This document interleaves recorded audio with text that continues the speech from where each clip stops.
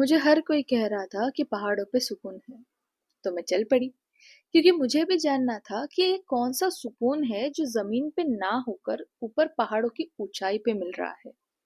तो मेरी ये ख्वाहिश पूरी कर दी मेरी दोस्त की ट्रैवल ख्वाहिश ने। वहां जाते ही सबसे पहली बात ये पता चली कि जीने के लिए हमें सांसों की जरूरत होती है। ठीक है, फोन काम नहीं आते। और इसको ही गुरु मंत्र बना के मैंने मेरी सुकून की खोज शुरू कर दी। पहले तो कुछ समझ ही नहीं आया कि जा कहाँ रहे हैं, क्योंकि कभी मैं पहाड़ चढ़ रही हूँ, तो कभी उतर रही हूँ, कभी संभल रही हूँ, तो कभी फिसल के गिर पड़ रही हूँ। तो मन में मैंने गुस्से में बोला कि क्या ये सुकून है?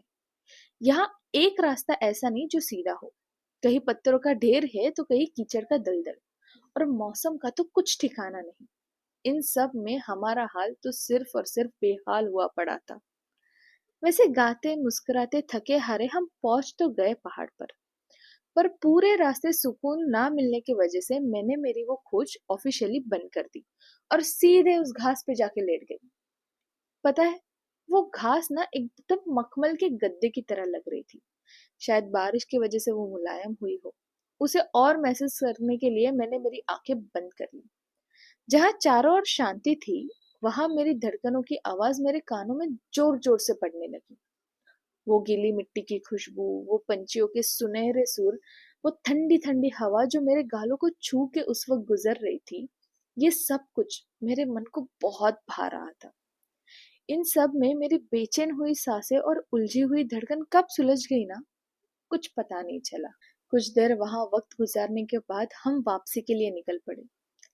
तब जाके ऐसा लगा कि कुछ तो था जो मुझे खुद से अलग कर रहा था।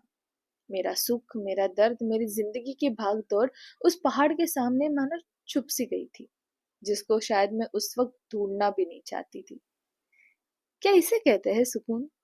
जहाँ हम बस हम बन जाते हैं, बिना बात मुस्कुराते हैं, भागते हैं, दौड़ते हैं, नए चेहरों से मिलते हैं, विदाउट फिल्टर वाली वो जिंदगी जीने लगते हैं जो शायद हमारी रोजमर्रा की जिंदगी में कहीं हम भूल से गए हैं। मेरे ख्याल से हाँ, शायद शायद इसी को सुकून कहते हैं।